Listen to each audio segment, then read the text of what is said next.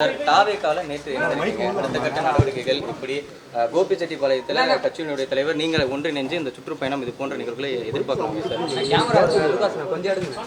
விரைவில் அவரோடு கலந்து பேசி என்னென்ன முடிவுகளை மேற்கொள்ளலாம் என்பது கலந்து பேசி முடிவுகள் மேற்கொள்ளப்படும். இன்று மக்கள் இருக்கின்ற மனநிலை ஒரு புதிய இயக்கம் தமிழகத்திலே ஆள வேண்டும் என்ற நோக்கம் இருக்கிறது.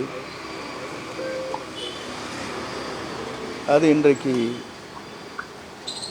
மக்களால் நேசிக்கப்படுகிற எல்லோரும் புதிய வரவாக வர வேண்டும் என்ற நோக்கத்தோடு தான்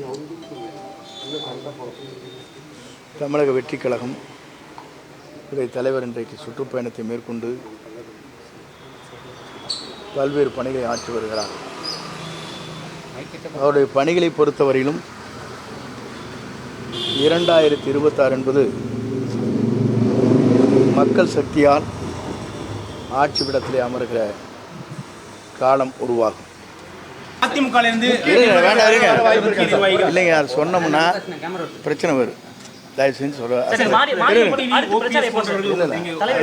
கலந்து பேசி முடிவு சொல்லணும்னு சொல்லிக்க அவங்க கணக்காக நம்ம ஒன்று நேற்று ஜாயின் பண்ணுங்க. நேற்று அம்மாசம் வரியெல்லாம் வந்துட்டு போயிட்டுங்க.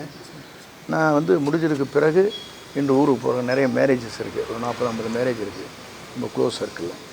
அட்டன் பண்ணிவிட்டு வருவேன்.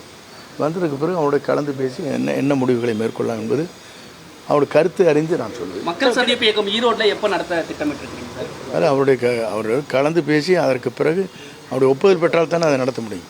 கட்சியினுடைய கட்டமைப்பை வலுப்படுத்த உங்களுடைய திட்டமிடல் என்ன இருக்கும், என்ன ஆலோசனை சொல்லியிருக்கீங்க சார்? ஏன்னா தலைமை ஒருங்கிணைப்பாளர் நீங்கள் தான் இருக்கிறீங்க.